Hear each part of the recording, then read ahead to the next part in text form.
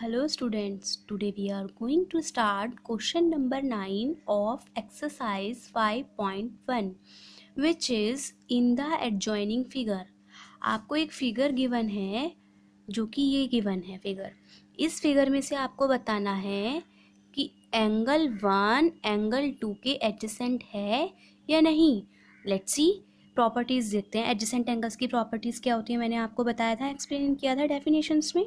तो क्या है देखिए, ये क्या है, एंगल 1 एंगल 2, राइट. अब एंगल 1 ये है और एंगल 2 ये है. अब आप देखिए इसकी कॉमन नाम कौन सी है, ओ सी. इन दोनों की एंगल की कॉमन नाम कौन सी आ रही है, ओ सी. तो ये वाली प्रॉपर्टी हो रही है, ठीक है.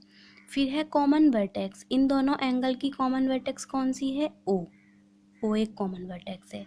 अब वो कहता है थर्ड प्रॉपर्टी में कि non common arms either on both sides.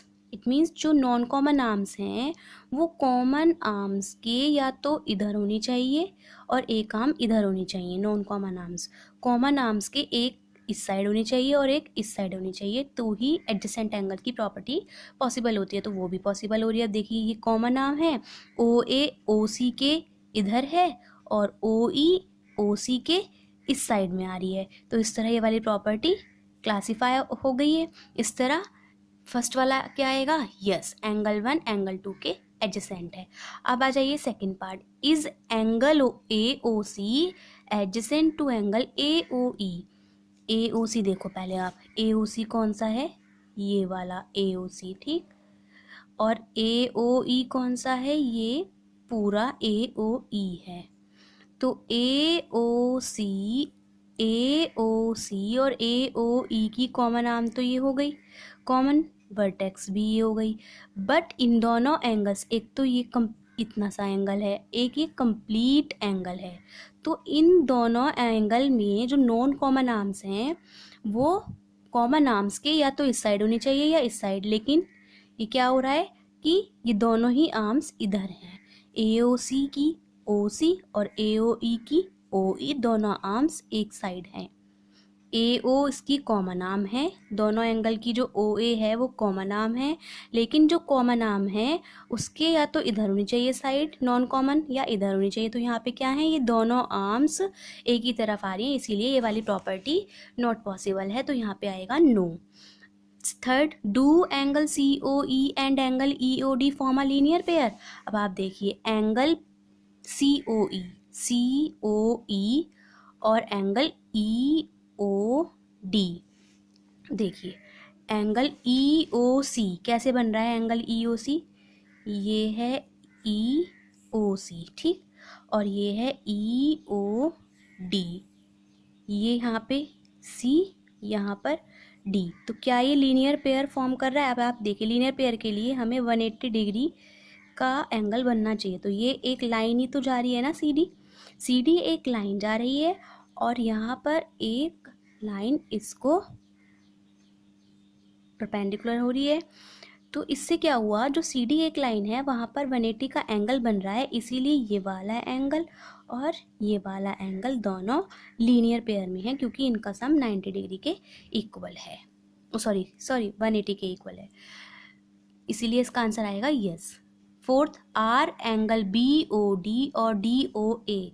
अब देखिए बी ओ डी और डी ओ ए सप्लीमेंट्री. आप खुद देखो, यदि मैं इसको यहाँ से कवर कर देती हूँ तो देखिए जो एंगल, यदि मैं इसको यहाँ से कवर कर देती हूँ तो एंगल बी ओ डी और डी ओ ए ये बनता है. तो ये दोनों क्या सप्लीमेंट्री हैं, है ना.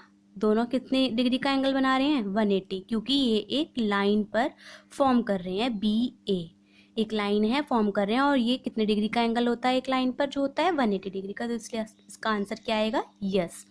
फिफ्थ पार्ट 1 इज एंगल 1, जो एंगल 1 है, ये जो एंगल 1 है वो वर्टिकली अपोजिट है एंगल 4 के.